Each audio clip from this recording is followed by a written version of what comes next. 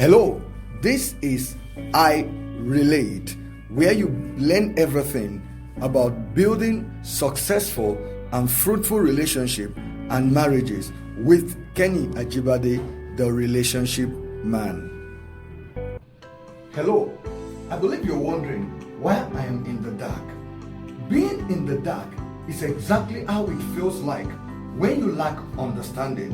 When you are in the dark, you grope around looking for your way.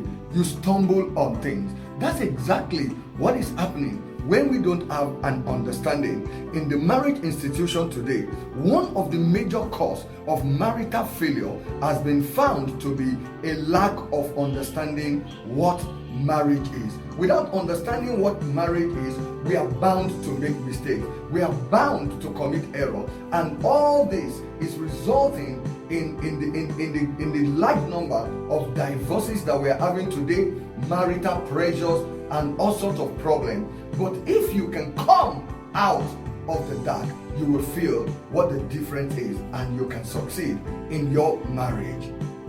Wow, isn't it wonderful to be in the light? Yeah, the light makes all the difference. Coming out of the shadow, out of the darkness, into the light is what needs to happen to you to be able to make a success of your marriage. Like I said, being enlightened is having understanding. The key issue that we're grappling with today in marriage is an understanding of what marriage is. What is marriage? Marriage is a union of two different and imperfect persons trying to form a perfect life. When you look at that definition, you understand some key things there. Number one is the fact that marriage is a union. That is, we must be able to successfully unite different areas and aspects of our life together in this arrangement. Secondly, we must understand that there are two different people here. That means that we must understand that first of all, marriage is a union. We must be able to unite the various elements and attributes of our life together successfully. But all this is going to be done, with two different people. So we must understand our differences. How do we handle our differences without it dividing us? How do we live successfully together despite our imperfection? These are the challenges that we all face in marriage. To be able to overcome these challenges and yet be able to succeed in our union, first we must be able to handle our differences. How do we handle our differences? Paul, writing to the Ephesians church, said in Ephesians 4:2 that we must be gentle towards each other, and he said above all, we must make room for each other's fault.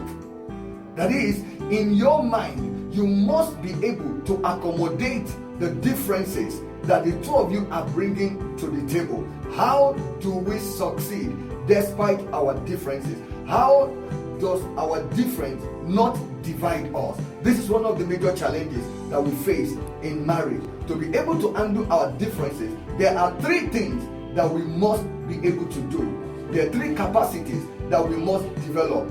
Number one, we must recognize that we are different. We must recognize and acknowledge that we are different. We cannot deny the fact that we are different. Marriage is not two same people. No, it's two different people.